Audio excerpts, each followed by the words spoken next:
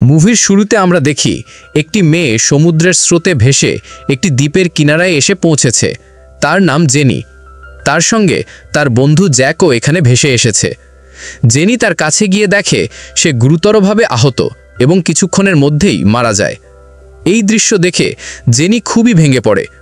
পরে সে তার বন্ধুর মৃতদেহ সেখানেই রেখে দ্বীপটি ঘুরে দেখতে শুরু করে। চারপাশে কেউ নেই, পুরো দ্বীপটি একেবারে নির্জন, অর্থাৎ জেনি এখানে আটকে পড়েছে। দ্বীপের ভেতরে সে একটি ব্যাগ খুঁজে পায়, যার মধ্যে একটি মহিলার পার্স, কিছু শিশুর জিনিসপত্র এবং একটি পুরনো তারিখের ওষুধ ছিল। জেনি বুঝতে পারে বহু বছর আগে হয়তো এখানে কেউ এসেছিল। ব্যাগে একটি ম্যাচ বক্সও ছিল, যা সে নিজের কাছে রেখে দেয়। সে আবার সমুদ্রের কিনারায় ফিরে আসে এবং সেখানে একটি বড় ফাঁপা গাছ দেখতে পায়।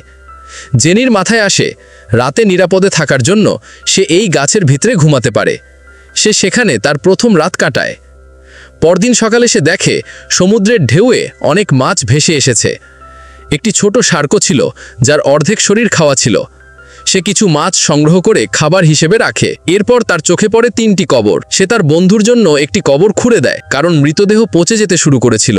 পরদিন দ্বীপ ঘুরতে গিয়ে সে দেখে কেউ তার বন্ধুর মৃতদেহ কবর থেকে তুলে অর্ধেক খেয়ে ফেলেছে। সে আতঙ্কিত হয়ে পড়ে, বুঝতে পারে না কে এটা করেছে। তার ধারণা দ্বীপে কোনো হিংস্র প্রাণী আছে। তাই সে একটি কাঠের টুকরোকে ধারালো করে নিজের জন্য অস্ত্র বানায় এবং সেই প্রাণীর অপেক্ষায় বসে থাকে। রাত হয়ে যায়, কিন্তু প্রাণীটি আসে না। পরদিন সকালে জেনি সমুদ্রে একটি সুটকেস দেখতে পায়। সে সুটকেসটি আনতে যায় এবং পানির নিচে একটি বড় গর্ত দেখতে পায়, যা দেখে সে অবাক হয়ে যায়। সুটকেস খুলে সে কিছু জুতো ও কাপড় পায়, যা পরে নেয়। রাতে সে সুটকেসের জিনিসপত্র পরীক্ষা করতে গিয়ে কিছু ছবি পায়। ছবিগুলো দেখে সে বুঝতে পারে এখানে এক পরিবার ছুটি কাটাতে এসেছিল, এক দম্পতি ও তাদের 2 সন্তান। হঠাৎ তার ওপর দিয়ে একটি প্লেন উড়ে যায়।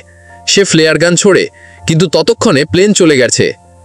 প্লেয়ার গান বুলেট নিচে পড়ার সময় সে দেখে তার ছায়ায় একটি অদ্ভুত প্রাণীর অবয়ব। সে আতঙ্কিত হয়ে দ্বীপের দিকে দৌড়ে যায় এবং একটি জায়গায় লুকিয়ে পড়ে।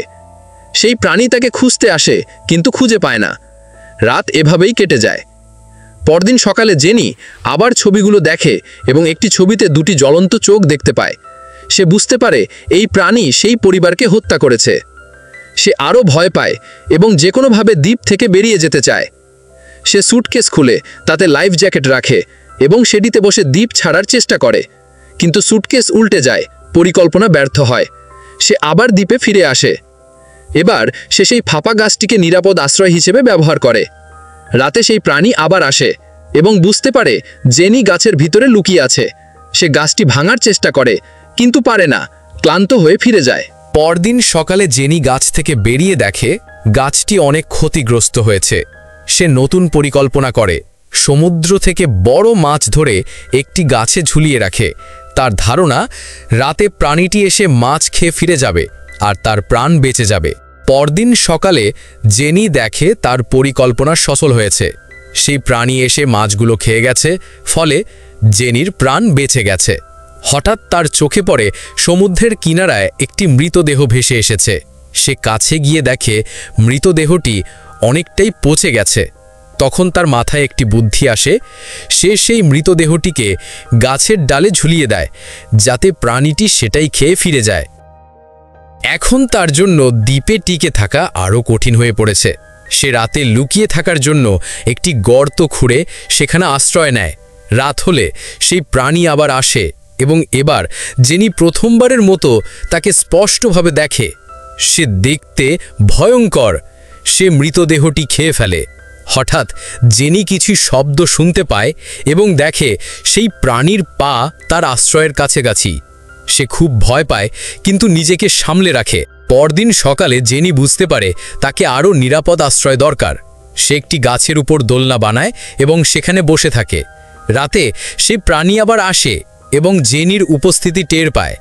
সে গাছটিকে জোরে জোরে নাড়াতে থাকে, ফলে দোলনা ভেঙে যায় এবং জেনি নিচে পড়ে যায়।